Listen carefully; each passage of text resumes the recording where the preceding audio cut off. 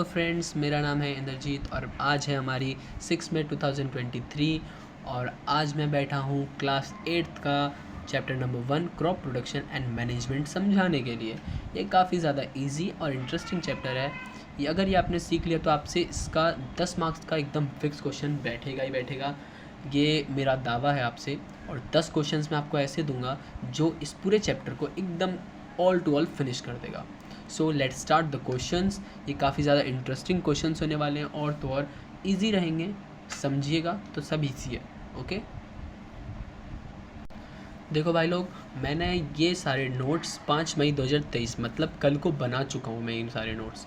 ठीक है, तो पहले क्वेश्चन से स्टार्ट करते हैं। पहला क्वेश्चन ज़्यादा हार्ड नहीं, आसानी क्वेश्चन है। What are crops? क्रॉप्स होते क्या हैं? When plants of the same kind are cultivated at once placed on a large scale it is called crop.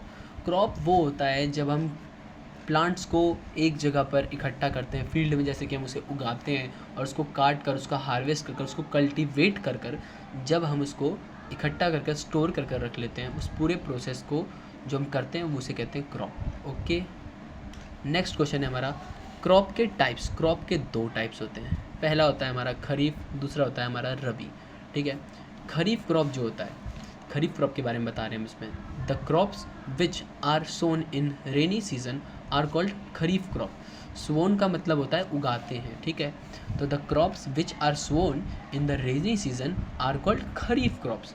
आप इसका मतलब समझ गए होंगे कि रेनी सीज़न में जो जो हमारे क्रॉप्स उगाए जाते हैं, मतलब बारिश के जो सीज़न में जो जो क्रॉप्स उगाए जाते हैं उन्हें हम खरीफ क्रॉप कहते हैं। इसके कुछ एग्जांपल्स भी हैं, जैसे कि हमारा मेज़, पैडी एंड सोयाबीन। ये 3 आपके एग्जांपल है। इसमें से आपके 2 एग्जांपल पूछे ही जाते हैं, मैक्सिमम एग्ज़ाम्स में यूटी में पूछे जाएंगे ये 2 एग्जांपल्स। ठीक है, और तो और ये सीज़न होता है जून टू सितंबर का। आप इसको अगर एक्सप्लेन करके लिखिएगा तो आपके इस क्वेश्चन में 5 मार्क्स एकदम फिक्स है।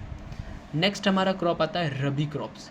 Rabi crops, the crop grown in the winter season are called rabi crops. ठीक है, आर कॉल्ड रबी क्रॉप्स। तो रबी क्रॉप्स वो क्रॉप्स होते हैं जो हमारे विंटर के सीज़न में उगाए जाते हैं।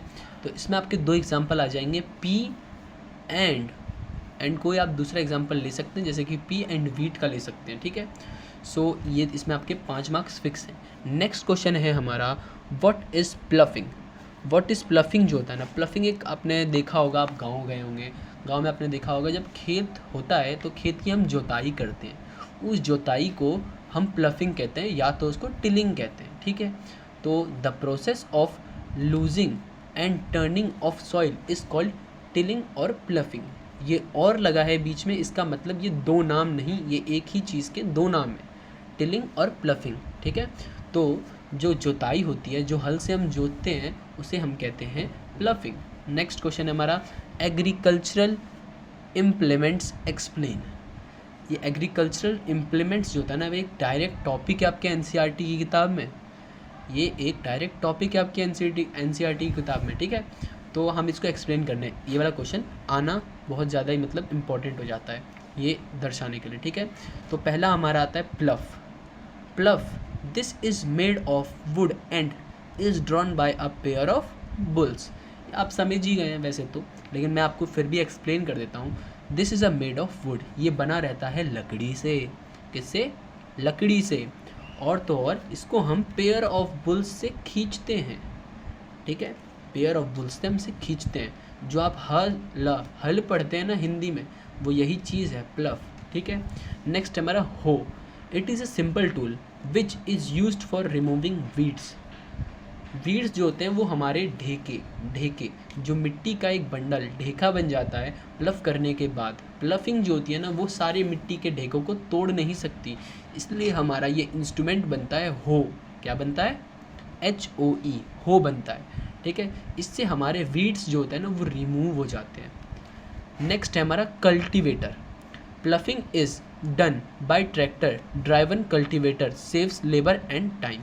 कल्टीवेटर आजकल के मॉडर्न ज़माने में ट्रैक्टर के पीछे लगाया जाता है, ऐसे काटे काटे आपने देखे होंगे। तो काटे काटे से होते हैं। आप एनसीईआरटी की किताब में दिखा देता हूँ मैं आपको कि वो होता क्या है। ठीक है, मैं आ गया हूँ आपके एनसीईआरटी की पेज नंबर 4 पर। ठीक है। तो यहाँ पर मैं आपको कल्टीवेटर दिखा रहा हूँ, ये है कल्टीवेटर, ये जो कांटे हैं ये जो है कल्टीवेटर, ये ट्रैक्टर के द्वारा खींचे जाते हैं। जो मैंने नोट्स बनाए हैं वो मैंने आपकी एनसीईआरटी में मेहनत कर कर एकदम परफेक्ट नोट्स आपके सामने तैयार किए हैं। ये आपके मेरे वेबसाइट है इंद्रजीत कुमार वर्मा, उसमें आपके पोस्ट कर दिए जाएंगे सारे नोट्स, तो आप वहाँ जाकर नोट्स लिख सकते हैं और इन्हीं नोट्स से आपका क्वेश्चन आंसर्स आएंगे, ये मेरा दावा है आपसे। तो कल्टीवेटर जो होता है वो ट्रैक्टर के द्वारा खींचा जाता है। नेक्स्ट क्वेश्चन है हमारा question number 5। Question number 5 read कर रहा हूँ मैं। What are the differences between manure and fertilisers, advantages of manure. Manure जो होता है वो हमारा बनाया जाता है इंसानों के द्वारा, खेती बाड़ी जो करते हैं उनके द्वारा, ठीक है। मैनवर बनाना ज़्यादा हार्ड काम नहीं है, आप खुद भी अपने घर में बना सकते हैं। सूखी पत्तियाँ लेकर, साथ ही साथ सूखी पत्तियों में आप काऊ का डंग भी डाल सकते हैं, डंग होता है काऊ की पॉटी, ठीक है, तो आप वो भी डाल सकते हैं। और तो और उसका आप मिक्स कर कर एक जगह पे रख दीजिएगा, तो उसके अंदर कई सारे बैक्टीरिया आकर उसको एज अ मतलब कई सारे माइक्रो ऑर्गेनिज्म आकर उसको एज अ मैन्योर बना देते हैं, मतलब खेतों के लिए फर्टिलाइज़र बना देते हैं। फर्टिलाइज़र और मैन्योर में डिफरेंसेस इसमें आपको लिखने के लिए दिया है। फर्टिलाइज़र्स जो होता है वो फैक्ट्रीज़ में बनाया जाता है, fertilisers are prepared in factories, ये जो होता है फैक्ट्रीज़ में बनाया जाता है। ये बात आपको ध्यान देनी चाहिए कि फर्टिलाइज़र्स के कई ज़्यादा फ़ायदे होते हैं, लेकिन नुकसान भी उतने ही होते हैं, इस बात को भी आप ध्यान दीजिए। उसके अंदर पोटेशियम की मात्रा बहुत ज़्यादा होती है, ठीक है। पोटेशियम एक काफ़ी ज़्यादा हाईली रिएक्टिव होता है जो कि आपके ज़्यादा डालने पर पौधों को नुकसान भी पहुंचा सकता है, ठीक है। तो आप ये दोनों डिफरेंसेस, इन दोनों के कम से कम 3 से 4 डिफरेंस याद रखिएगा, ठीक है। ये मैंने पूरा इसमें परफेक्ट नहीं लिखा है, आप अपनी एनसीईआरटी किताब में जाकर मैं आपको दिखा देता हूँ कि ये कहाँ पर लिखा गया है। उस तरीके से आप उसमें जो आपको 4 ईजी लगते हैं वो आप लिख लीजिए। पेज नंबर 7 पे आ चुका हूँ मैं आपके, ठीक है। जब मैं आपके पेज नंबर 7 पर आया हूँ एनसीईआरटी की क्लास 8 की बुक पे, तो यहाँ पर आप जैसे खोलिएगा बड़े मोटे अक्षरों में आपको यहाँ पर डिफरेंसेस दिख जाएंगे। Differences between fertiliser and manure, आपको बस इसमें से दो तो दिए हुए, इसमें 4 पॉइंट दिए हुए, 4 नहीं, आप इसमें से मात्र 3 या तो आप 2 पॉइंट भी याद कर सकते हैं, वो डिपेंड करता है आपके क्वेश्चन पे। और वहीं उसी के नीचे एडवांटेजेस ऑफ मैन्योर भी दिया है, इसमें 4 है, 4 नहीं आप 3 याद कीजिएगा, 3 नहीं आप 2 याद कीजिएगा, लेकिन कीजिएगा ज़रूर। अब आ चुके हैं हम 6 क्वेश्चन पर, हमारे ज़्यादा क्वेश्चंस नहीं बचे, हमारे 4 ही क्वेश्चन बचे हुए हैं। मैंने आपको पहले ही वादा कर चुका हूँ कि 10 क्वेश्चंस में, ओनली 10 क्वेश्चंस में I will complete your whole chapter, okay, only in 10 questions, okay. Then 6 question is what is irrigation, name 2 sources of modern irrigation. इसमें काफ़ी लोगों को बहुत ज़्यादा दिक्कतें होती है, इरीगेशन होता क्या है, इरीगेशन काटने वाला सिस्टम होता है या पानी देने वाला सिस्टम होता है। तो भैया इरीगेशन जो होता है वो पानी देने वाला सिस्टम होता है। जब आप क्या करते हैं, आपने गांव में देखा होगा, मोटर चला देते हैं, हाँ भाई मोटर चल गई, पानी आ रहा है ना, हाँ, तो वो सिस्टम होता है, ठीक है।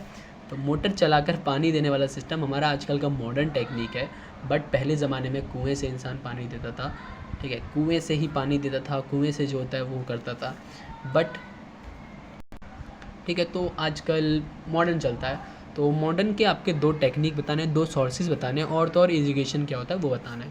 The supply of water to crops at regular interval is called irrigation. Simple सी छोटी सी डिफाइन आपके सामने मैंने प्रस्तुत की है, आप इसको याद कर लो, आपके मार्क्स इसी में मिल जाएंगे अच्छे खासे, एक परफेक्ट लैंग्वेज में, एक परफेक्ट लाइनिंग के साथ आपको मैंने दी है। राइटिंग समझ ना आए तो प्लीज़ आप एडजस्ट कीजिएगा।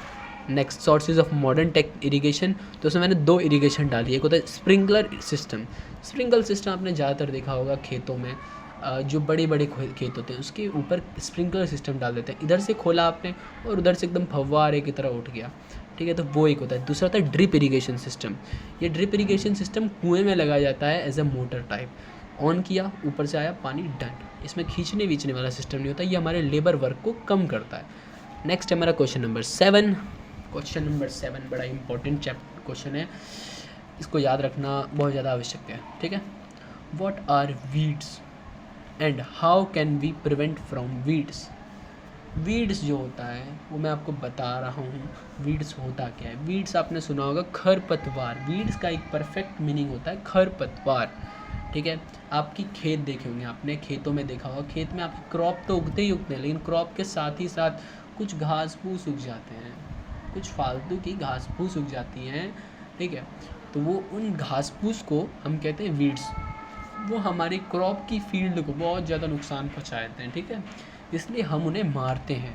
तो वही क्वेश्चन है, what's are weed and how can we prevent from weeds, हम वीड से कैसे बच सकते हैं, हम इन खरपतवार से कैसे बच सकते हैं। तो आपके पास दो ऑप्शन आते हैं, इसमें भी दो ऑप्शन है, एक मॉडर्न, एक होता है देसी जुगाड़ी टेक्निक, ठीक है। अब हम देसी टेक्निक पे जाएंगे तो देसी टेक्निक में हम क्या करते हैं, खेतों में लोगों को भेज देते हैं, हाँ भाई जाके घास फूच के आ जाओ, ठीक है, तो उसे हमारे वहाँ कहते हैं घास फूचना, तो आप घास निकाल के आ जाओ।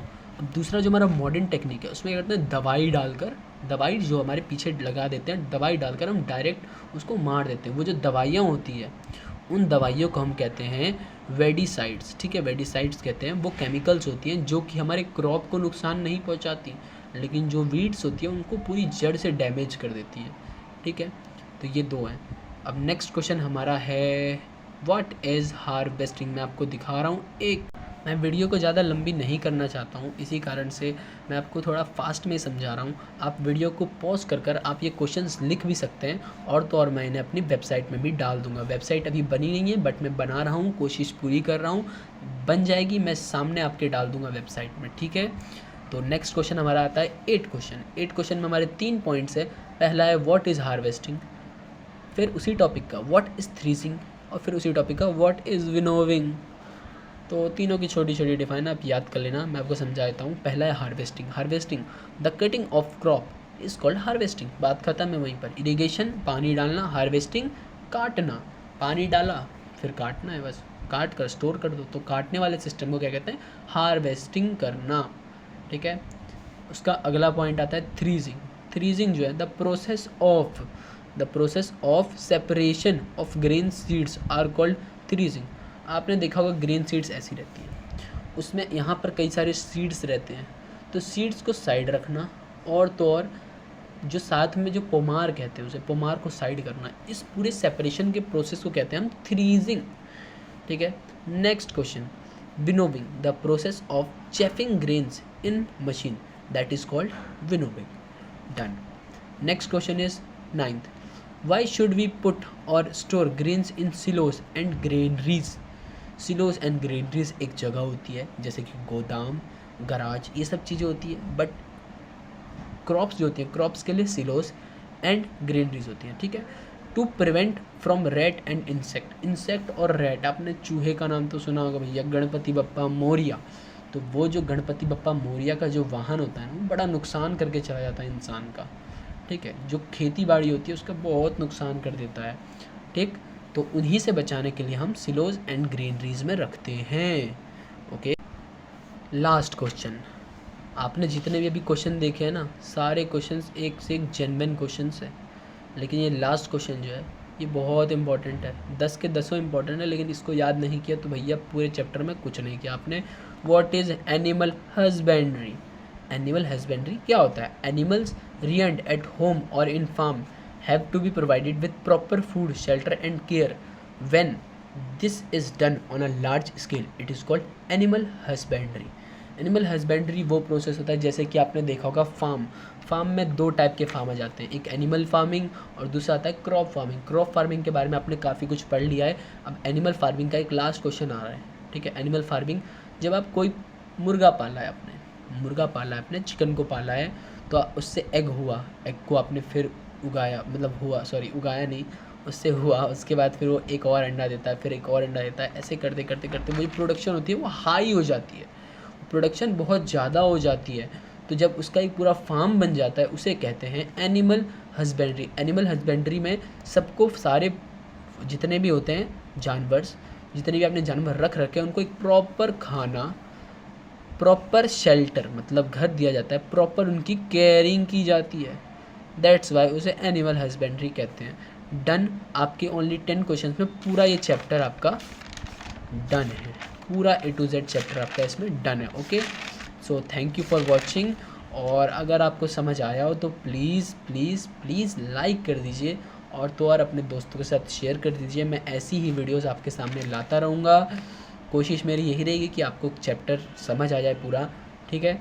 10 क्वेश्चन से इनको याद कर लीजिए, आगे बहुत काम आएगा। Thank you so much and please like share and subscribe.